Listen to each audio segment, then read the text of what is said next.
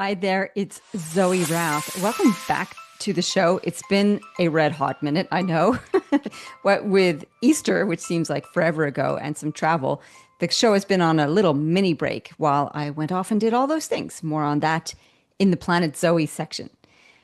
So we're going to start off the show, restart the show, this new little segment with the big question, which is how might we show moral courage in our leadership? Let's get into it. On Planet Zoe, yes, things have been happening here in Newcastle and away from Newcastle. Yes, as I mentioned, Easter came and went, and I decided, look, people are busy having time off. I was busy having time off as well. Just hung out here, which was fantastic. The weather was delicious. And then more recently, I've just come back from a trip to Western Australia where I was working with my good friends at Outback Initiatives. And we ran a 2 week or 11-day program for one of the Singaporean agencies that they do a lot of work with. And it was fabulous. The clients were amazing. The mentors they sent on the program were fantastic. I had a great time. And we had all the usual outdoor activities, including a canoe run, a abseiling, caving, bushwalking, kayaking. It was good. It was very good. And it filled my cup to the nth degree. So I'm glad to be back from that. Before I went, though, I did have a little bit of a surfing accident at my Granny Grommet session. I got dumped in a wave. It blew out my little gummy things I stick in my ears because I have sensitive ears. And in the dumping, because it was pretty big wave, I actually pierced my eardrum. Yes, doesn't sound good. It wasn't good. It wasn't great. And that got infected. And it was just a bit of a hellish nightmare. So I was on painkillers for 2 weeks during my program out west. Managed to see the doctor back here to get it checked out again because it's hurting less. But there's a tear in my eardrum. So wah, wah, wah. It heals itself, which is good news. But it means I can't put my head underwater for another few weeks. Boo. Woe is me.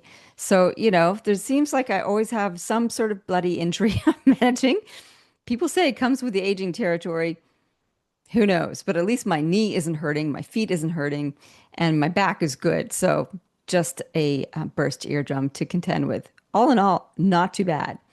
The other thing I can tell you about, I have friends now. I have moved off the acquaintances to actually having mobile phone numbers for some friends here in Newcastle. So I have breached over that big gap or jumped over the big gap of not having friends, and we go and do stuff, which is awesome. So tomorrow night we're going to Books at the Bolo. So it's combining two things: three things: books, eating, and friends, which is fabulous. So yes, I have progressed in my social networking. So I know you were waiting with bated breath to find out about all that. So yeah, good news on that front. Still not on mobile phone excursion terms with my identified future BFF at the gym, but I'm working on that. So she's a bit slower to court, but hopefully we'll be on going out for lunch soon.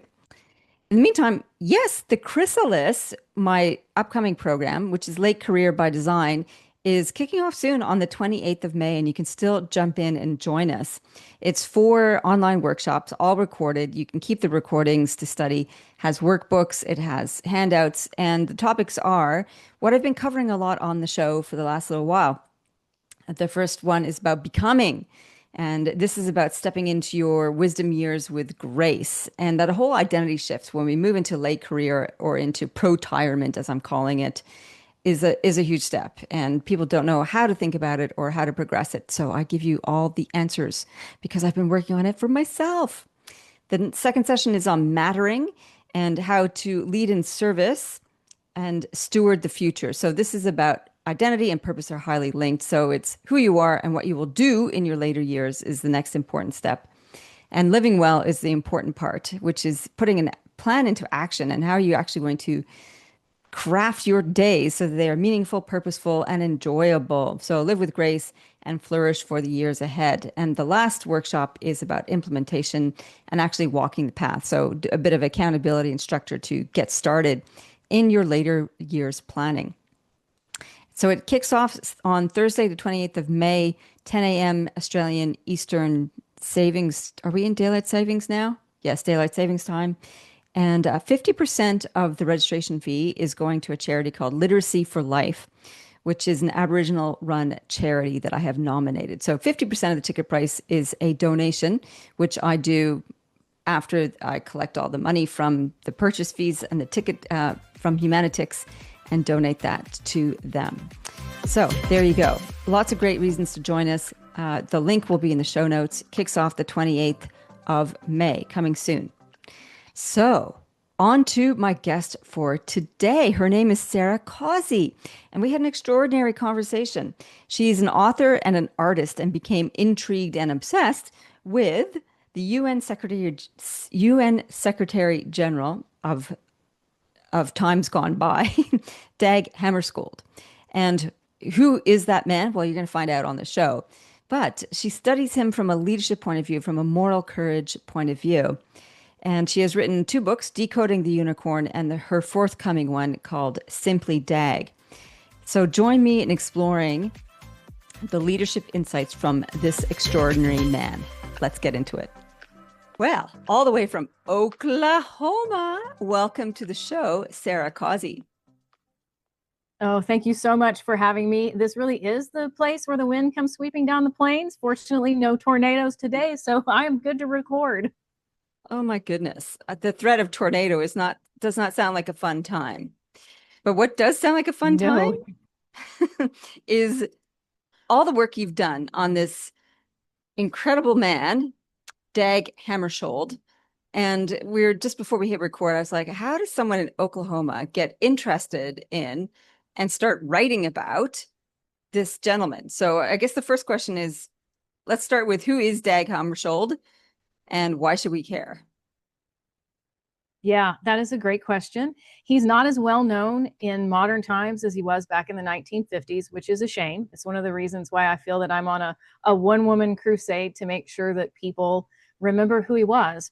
So in a nutshell, Dag was the second Secretary General of the United Nations from 1953 to 1961. And again, in modern times, we don't often think about the Secretary Generalship. It's almost like we have the basic idea that the UN is there and they exist, and theoretically somebody mans the helm, but we don't even think about the UN or the Secretary General necessarily when we hear about the outbreak of a war.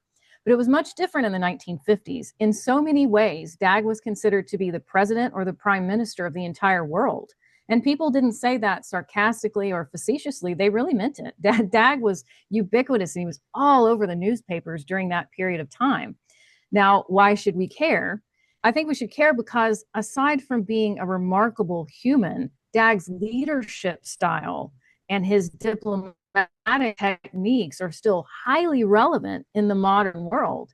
I mean, thinking all the way back to the 1950s, Dag was practicing concepts like psychological safety, diversity, equity, inclusion, workplace belonging, long before we had the nomenclature for those things. So we start thinking about this was the 1950s and feminism really hadn't happened yet. And there wasn't this push to make sure that LGBTQ community and people of color were involved in the workplace and that they felt that they belonged and they were safe there. And yet Dag was doing those things in the 50s.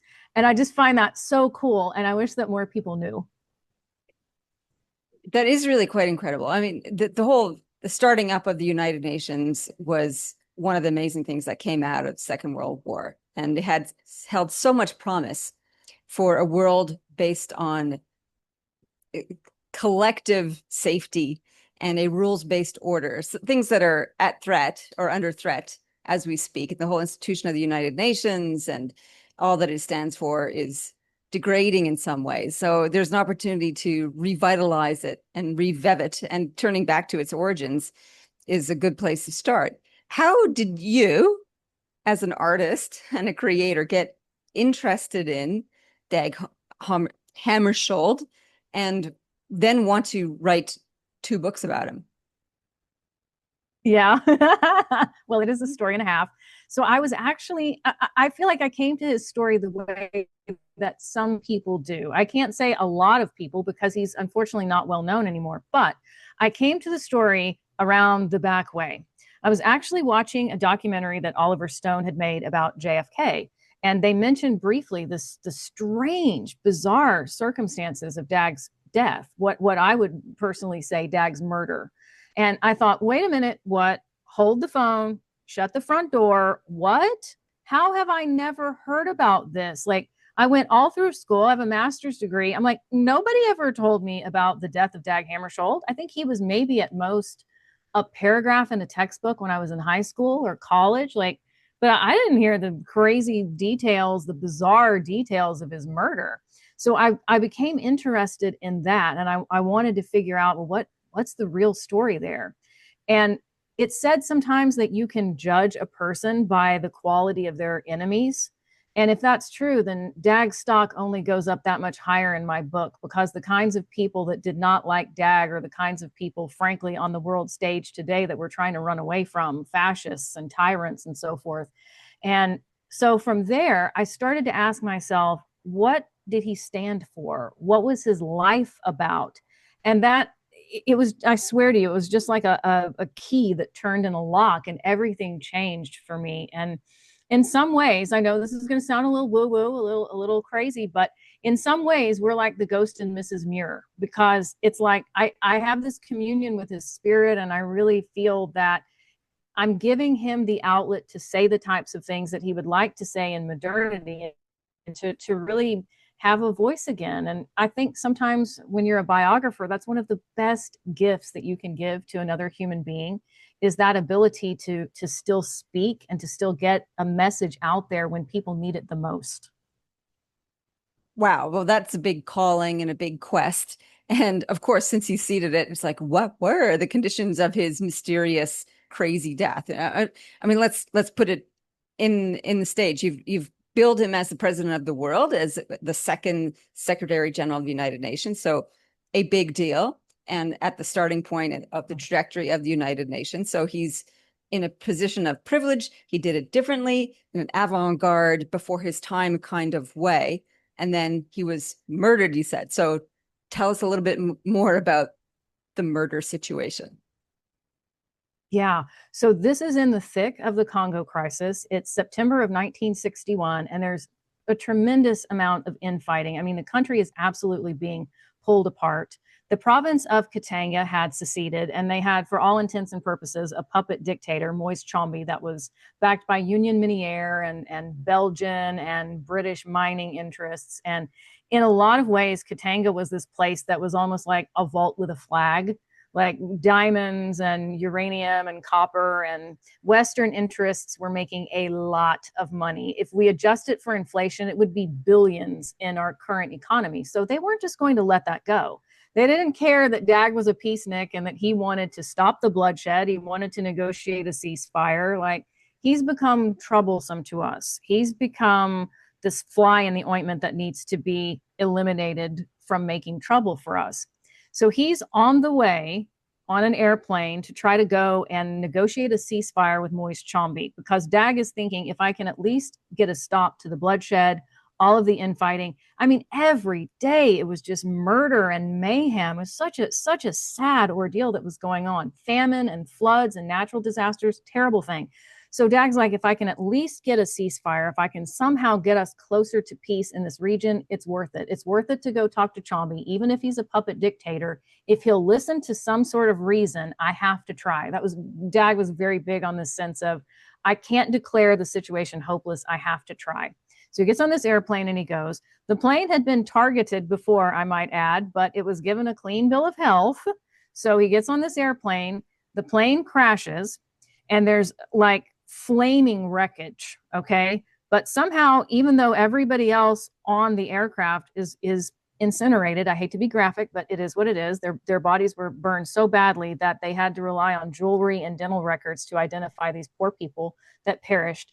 Dag is away from the crash site, and he's not burned at all. His clothing is not even singed. His briefcase is not singed. It's totally intact. The notes inside his briefcase are all intact. And there were people on the scene who reported that they saw holes, like they saw a hole that looked like a bullet hole in the forehead, and another person who said they saw a hole that looked like a bullet hole in Dag's neck. There was also a playing card believed to have been the ace of spades playing card tucked into his shirt collar. And I'm sitting here hearing all of this for the first time, and I'm like, that's not an oops-a-daisy plane crash. That's not an accidental death. That's a homicide. That's an assassination. That's a murder. Like, the Ace of Spades was said to have been a calling card of intelligence agencies at the time to let other agents know that a target had been eliminated and that they had done it. So I'm like, you don't just suddenly get dragged away from the plane crash site and an Ace of Spades playing collar put in your shirt and then suspicious looking bullet holes. Like, there's no way that that's a coincidence. And so people hear the story of what actually happened there at the wreckage site, and they're like, this is insane. And I feel like I need to know more. Yeah. So what do you think happened? They killed him off site and then planted him at the scene of a plane disaster, having taken the plane out, and said, oh, look, he died in a plane crash, but he didn't really. Is that what you think happened? There were mercenaries who had flooded Katanga before Dag died, and these were people that ranged from South Africans that supported apartheid and racial segregation, German expats who were neo-Nazis, Italian veterans who had been aligned with Mussolini black shirts. And also Chomby had these Fuga jets that had been given to him by the Belgians. So what I think happened is the plane was shot down. Dag was dragged out of the wreckage. He was eliminated without being burned. And I think that the Ace of Spades playing card was left in his shirt collar as a warning and a symbol to let the other spies or the other intelligence agencies know that he had been eliminated and who did it. In fact, Harry Truman, the U.S. president, the former U.S. president, was a friend of Dag's. He was also a friend of JFK, who was the president at the time. Harry Truman, the day after Dag died, Harry Truman told the press Dag was on the verge of getting something done when they killed him. And the journalists were like, wait a minute, what did you just say? When they killed him, who is they? And are you sure it was a murder? And Harry Truman literally was like, I said what I said, move along. So people knew. I think you had people like myself, even at that time, who knew that Dag had not been the victim of an accidental plane crash. And I personally think that mercenaries and the intelligence agencies of the time were involved. So intelligence agencies of which nations? Any clues to that? Well, I don't want to play it too safe, but let's think about it this way. After the death of Patrice Lumumba, who was a prime minister of Congo that was also murdered under horrific circumstances, years later, there was a spy, a very famous female spy named Daphne Park. And it was reported later that Daphne Park said that MI6 had done it, that MI6 had been responsible for the murder of Patrice Lumumba. And I'm just thinking, as an American living in the Western world, I'm just kind of thinking about the types of agencies that would have something to gain in the situation. Certainly, if we think about in America, the CIA has a long history of bumping people off. If we look at the 1960s, I think that's extremely clear. You see the death people from Dag Hammarskjöld to John F. Kennedy, Robert Kennedy, Medgar Evers, Martin Luther King Jr., Malcolm X. Throughout that whole decade, it was like if somebody becomes troublesome, they just don't exist on the planet anymore. And I think a lot of us that are of a more conspiratorial flavor, which I am, I think a lot of us kind of look at the agency and say, well, I mean, they have a terrible history of doing that to people. So, I mean, I would certainly look askance, let's say, at the CIA and MI6. Okay. Fascinating. And what's interesting also, as you list off all those other luminaries who fell on bad times, were executed for making trouble, but they were executed for making trouble based on a huge set of values. And you listed all these progressive values that Dag Hammarskjöld espoused way back in the 1950s. So how does one develop that set of values? And can you speak a little bit more as to why those values are so dangerous and if they are still so dangerous? Oh, God, yeah. I wish that I could say that they weren't. Mm-hmm. I think that in any organization, even if you are the leader of said organization, you're not the only voice, and you also don't have complete control. I mean, if we think about it in the business world, for example, the CEO of a company still has to answer to the board of directors and the shareholders. The department manager at the local company down the street, he probably has 4 or 5 managers that are in stratification above him. The buck does not actually stop with him. Even if we think about the president of the United States, he still has the Joint Chiefs of Staff and Congress and other power brokers, let's say, that are even above the level of the presidency that he has to answer to. So I think part of it is understanding that you don't have complete control. However, that cannot be used as an excuse. That's not an absolution. It's not a time when you throw your hands up in the air and say, well, I can't affect change, or I can't try to improve the culture in this place that I'm working or this company that I'm founding because, gosh darn it, I'm just not in charge of enough.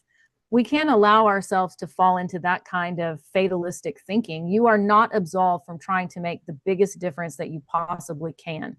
Now, in terms of why are those values still dangerous? Again, I wish that I could say that they weren't, but unfortunately they are. Living in America, I think that I have a perspective on this that might even be different from the rest of the world, because it feels like we're under siege. If you do have those kinds of progressive values, even just talking about Dag from the sense of he espoused workplace belonging and psychological safety, and he wanted people to be included. It didn't matter what the color of their skin was or what nation, what national origin they had. They needed to be represented. They needed to be able to see themselves within the UN. Those types of values, there's been a real backlash, let's say, from more of the hard right in this country. I suspect the hard right in Europe as well, but there's been a backlash against that on the far right of people saying, well, that the DEI initiatives are a bunch of rubbish and you shouldn't be so inclusive.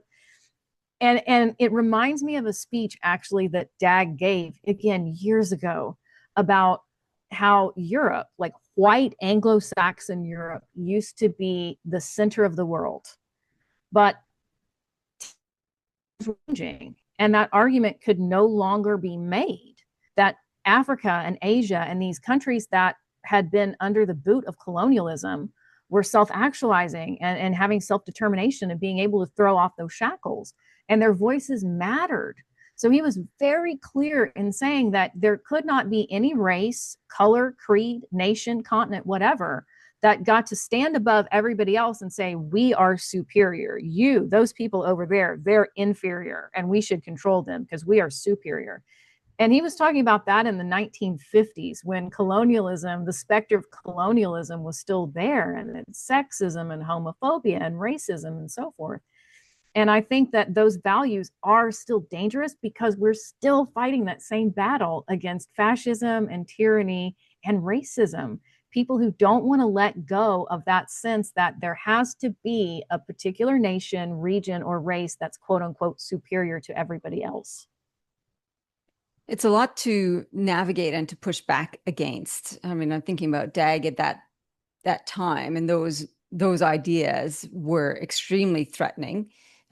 They came as a backlash to some of the tyranny that Hitler and the fascists brought at that time, and yet the pushback is reemerging. So there's still competitive or competing values that don't want to move to more inclusivity because there's stakes at play, where you talked about in the Congo how much money was on the table from these different enterprises. And I suspect that's behind some of the drivers, even though it's laced with values over the top of it. So traditionalism and conservatism, resisting the push to progressivism, is not only religious and traditional, but also economic. So how does one lead ethically? So Dag, you're espousing, is an ethical, principled luminary leading in a difficult time. Not everybody wants to put their life on the line. And I'm not sure Dag knew that his life was on the line. He may have been aware of that. How does one stump up? I mean, you talked about having a complex system where the buck doesn't stop with you at the top. It doesn't excuse you from not being responsible. So how does one lead in a complex system and stay true to ethics and values? Yeah, that's a great question. And I'm with you. There are plenty of people that are thinking, well, now, wait a minute. I'm not necessarily saying that I want to put my life on the line. I have a family.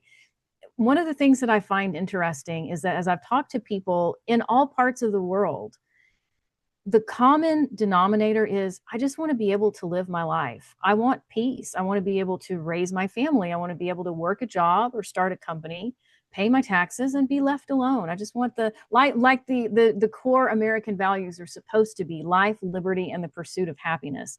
That's really what people ultimately want all over the place. And as you have more of those conversations with people from all walks of life and various languages, that's what it really all boils down to. We have a sort of subset of psychopathic people that have clawed their way to the top that don't want those things, but the vast majority of humanity does want those things. And so I think that's one of the things when we get into a leadership role, do not get pulled into this idea of us versus them. Try to steer clear of that tribalistic thinking, whether you're talking in politics about red versus blue, donkey versus elephant, or even just at the company level.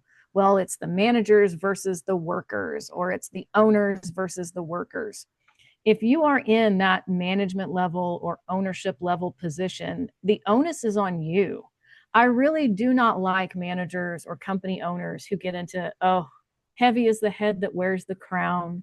I'm just so put upon. I just have so much responsibility and I cannot be burdened with listening to my employees. That's just a load of bunk. You absolutely have to be able to listen to your people and to implement their suggestions when they make sense. I think also it ties back into the concept of restorative justice, because after apartheid was finally dismantled, that was one of the policies that they used. You couldn't bring back the time that was lost. There were people that had been blinded by acid attacks. There were people that were missing their limbs. You can't go back and restore those broken bones. You can't go back and restore sight to somebody that was attacked in a chemical burn. But what they reported was that sense of restorative justice, of being heard, of finally being able to confront the system in a meaningful way and receive an apology, meant so much more than anybody realized.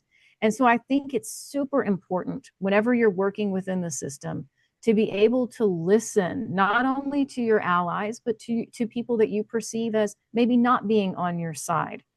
I think we also see this in groups of like Jews and Palestinians, that when they get together and they actually sit down and start talking, they realize that they have so much more in common than they thought.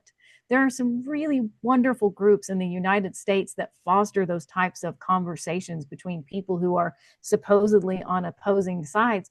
But then when they really sit down and they listen, they realize that, oh my gosh, I'm actually friends with you. Like we just made something. We just had a connection.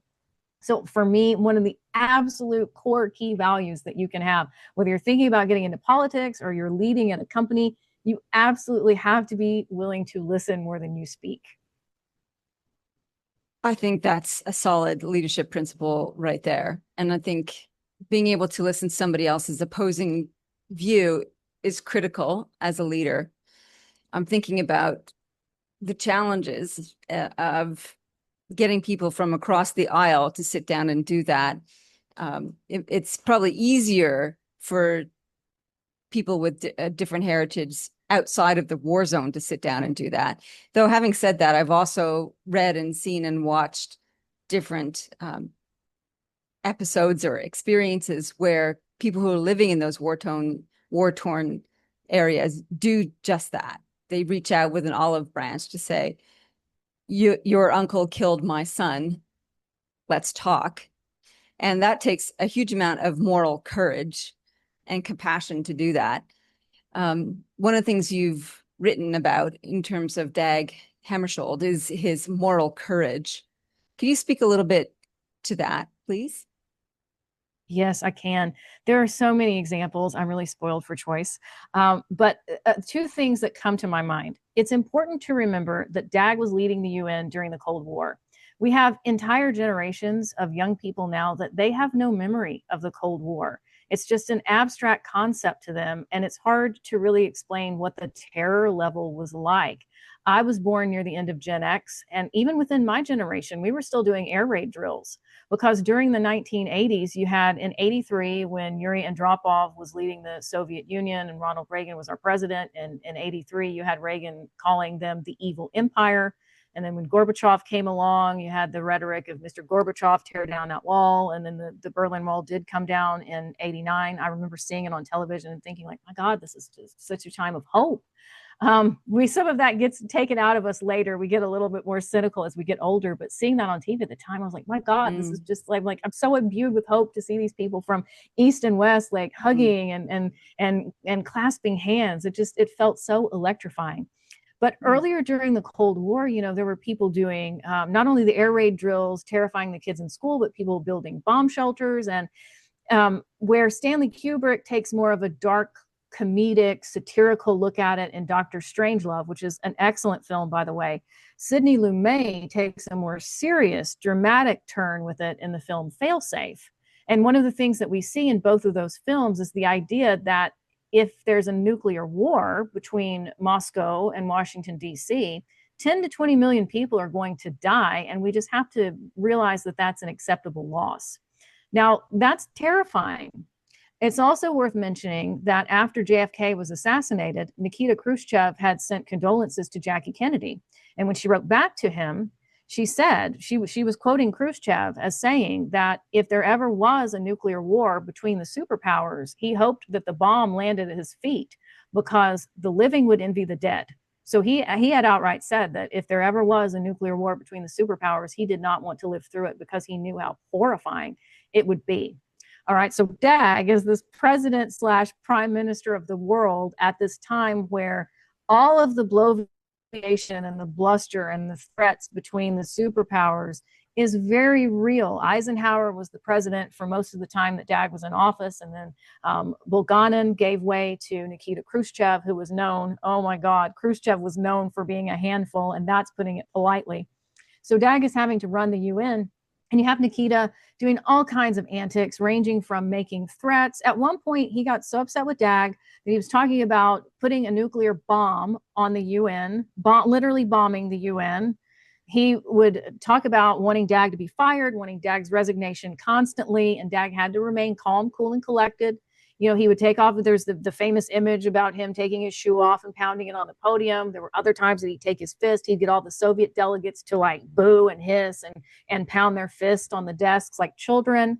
And Dag was able to navigate all of that with all this pressure and the immense importance of preventing World War III from breaking out. He's having to deal with the juvenile antics and to make sure that he's managing all these various personalities to the best of his abilities, which he did with a great deal of poise.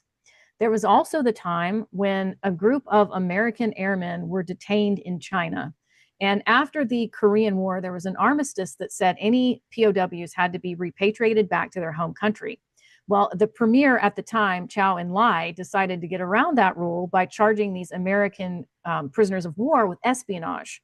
So he said, I'm not going to repatriate them because they came here as spies. So I can do whatever I want. If I want to execute them, if I want to torture them, whatever I want to do is on the table. So the Americans tapped Dag and said, we need you to go as a neutral third party and do what you can to bring those men home. It was not an overnight thing, but through cultural sensitivity and not rushing the discussion. There was no threat. There was no bloviating. But just by making sure that he was having good dialogue with Enlai and giving Enlai the opportunity to save face, which he knew was important to Enlai, the POWs came home. As a matter of fact, Zhou Enlai released the American POWs on Dag's birthday as a birthday gift to him. So I think that having that kind of fortitude of sticking with the problem, knowing when to push, knowing when to retreat, Dag just excelled at that in so many ways. So how does one become a Dag? Not all of us are going to stand on the world stage and trying to negotiate with terrorists and bring peace to a war-torn country. Our troubles are, thankfully, not as gory and as dramatic as that. And yet they can feel pretty in your face and salient as leaders trying to negotiate with a disgruntled staff member or appease a competitor or an upset client. So how does one channel the essence, the moral courage of Dag the fortitude that he had. What have you gleaned from your research around him? Yeah. Well, I think it's so important to look at the things that Dag did and the things that Dag did not do. Because right now, particularly over the past few years in the Western world, excuse me, there's been this trend towards being macho. Like there's this real like machismo, and you have to be the loudest and you have to be the roughest and the toughest, which we're seeing in our halls of power right now in America, of course. Like the idea of being quiet, of taking a step back, is looked at as being weak or milquetoast, but it isn't. So often, that is one of the best ways of negotiating a problem. One of the things that Dag said is that sometimes problems are not outright solved. They have to be outlived and outgrown. And one of the best ways to make sure that the problem dissipates is by not feeding the fire, not giving it oxygen with your words, and not giving it kindling. Don't douse a fire with lighter fluid and then act surprised that it has jumped up on you and the situation has escalated. So Dag was very strategic about knowing when to hang back, knowing when to be quiet, knowing when not to respond.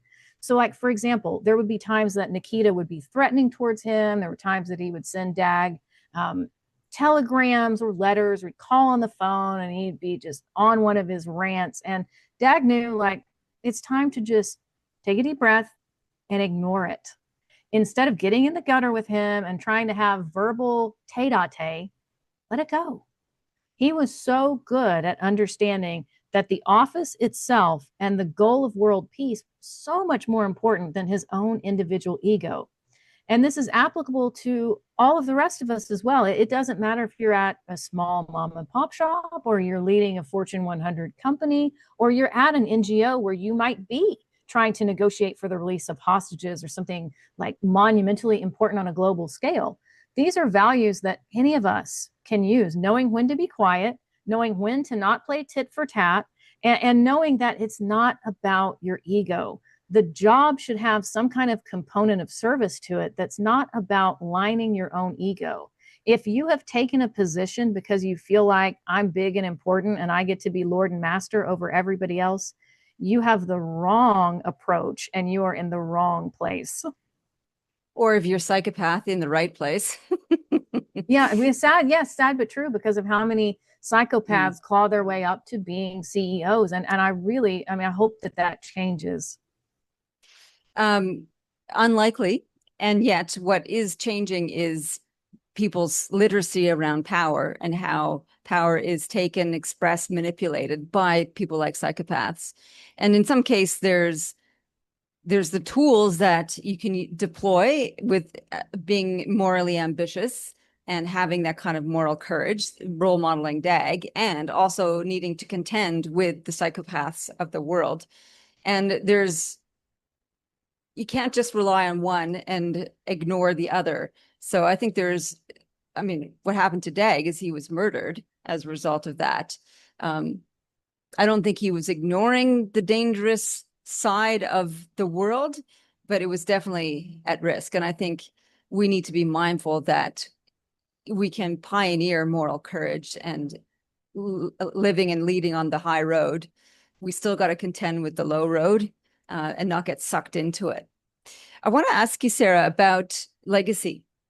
So we started the conversation going, who is this guy, Dag? And you're like, oh, everybody's forgotten about him. He was so important 70 years ago to us, but it's been a long time. I'm curious about what you think his impact has been on the United Nations, where he was the second Secretary General, if anything. And the second part to that question is the United Nations still relevant and useful for us today? So kind of like two big whopper questions: legacy and United Nations legacy. Yeah, well, in terms of Dag's legacy, as I've said, I think that in modernity, he deserves so much more attention and recognition that he's gotten. I think it's also important to note that Dag was an introvert and an HSP in a very high profile role. What's an HSP? A highly sensitive person. Okay. Got it. Yeah. So Dag was an introvert and an HSP in this super public role. And we still yet in the Western world, I think in some circles, have this idea that in order for somebody to be the leader of a huge company or the leader of a huge organization or to be in a prominent place of political power, they absolutely have to be an extrovert. Like if you're not loud and brassy and bold and take charge, you don't have that machismo, and or you're not jazz hands all the time, that you just simply can't lead. And that's not true. I think Dag is one of the shining examples that we have of somebody who says, no, that's not the case at all. Not only can you lead, you can be one of the most effective leaders. You can essentially set the standard for what it means in your organization and still be sensitive and still be of the quieter side. Like, I would rather collect my thoughts and really ruminate on what I want to say. I'm not going to pop off at the mouth. I would rather wait and calculate and decide what does it make sense to say, instead of just, I'm going to shoot from the hip and almost have a cowboy type attitude. I think also in terms of legacy, Dag proved that his concepts of quiet diplomacy and preventive diplomacy worked. Did they solve every single crisis in the world? No, they didn't solve every single crisis, but they worked more often than they didn't. Nowadays, it seems like diplomacy is not even on the table as an option. It's like the least little thing, and leaders want to just immediately punch the war button and start sending other people's kids and grandkids into the theater of war to face combat and hot kinetic battle. And it's like, this just shouldn't be happening. It absolutely should not be happening. So I think a major part of Dag's legacy, on the one hand, on a more personal, intimate level, it's about the introversion and the HSP and not having to be an extrovert in order to be effective. And it's also showing that diplomacy actually works. It's like the saying, it works if you work it, and it absolutely does. Now, to the second part of your question about the influence of the UN and so forth, I think that Dag absolutely set the bar for what it could be, for what it could mean to be a Secretary General. Kofi Annan famously called Dag the lodestone, and he's absolutely right on that. There has not been anybody like Dag before Dag or since Dag, probably won't ever be again. At the risk of sounding cynical myself, there probably won't be again. I think the UN is still relevant in the sense of what Dag imagined it to be. And what I mean by that is Dag imagined that it would be a meeting house, a place where nations could go and hash out their differences in peace. Don't immediately smash that war button. Come to the UN and let's talk it out and see if we can find some kind of compromise, some way to stop bloodshed, to stop troop mobilization. Like, let's figure it out in the UN. I think it certainly still exists as a possibility for the world. And as I said, I think that most people want peace. They want to be able to live their life. They don't support wars and these perma wars and these forever wars, and they're exhausted by it. So in theory, I guess what I would say is, in theory, yes, the UN is still relevant. In practice, not so much, because how many people can name the current Secretary General or know anything about his mandate? Very few. And if we had somebody like Dag in that position, who was more of an activist and who said, like, I'm going to go where other people are maybe afraid to go. I'm going to say the things that need to be said, but I'm still going to be calculating and careful with my words. I just think that it could make such a huge difference on the world stage. I really and truly do. Thank you for that vote of hope that we can come back to the promise of what the United Nations could be. And I think, yeah, we need an activist, somebody who can call out what's going on. And let's face it, the autocrats who are pushing all the war buttons at the moment have other motivations to do so. It's not just that it's a convenient methodology to resolve issues. I don't think it's that convenient. It's a convenient methodology to remain in power and to make money. And those two things need a strong pushback and activism. So Sara, let's take a break from this for a moment and go to the fast three. Are you ready? I'm ready. Let's do it. Okay. What is the future technology you most want right now? It's not about leadership, but I would say I'm super geeked up about 3D printing of human tissue and organs, because I just think that we're on the cusp of it, and that's going to save so many lives. I just think it's a remarkable technology. Yeah, it is really cool. In one of my novels, one of the main characters needs a kidney transplant and they print him one when he gets back to Earth. He's on the moon for a bit. Yeah. All right. Best tip you ever got for leadership? Yes. So I have it here, handy dandy. Not surprisingly, it comes from Dag's book Markings, and it's this: maturity, among other things, not to hide one's strength out of fear and consequently live below one's best. And the way that I interpret that is a sign of maturity is that don't give in to imposter syndrome. Don't live below your best. Don't hide what your gifts are from the world out of fear. Like, live each day to the fullest, because nobody gets to their deathbed and says, I sure wish I had played it small and stayed hidden. No. Thank you for that. And number 3, what are you reading or listening to right now? Yeah. So also not surprisingly, I've been reading JFK's book, The Strategy of Peace. Lord knows that we need a strategy of peace, and wherever we can find one that's workable, I pray that we do. Okay, that's lovely. Thank you. Well, that was the pretty fast 3. Hey, I can be fast when I need to be. I was ready for a fast 3. But it's quite often the fast 3 are not so fast on my show. So there you go.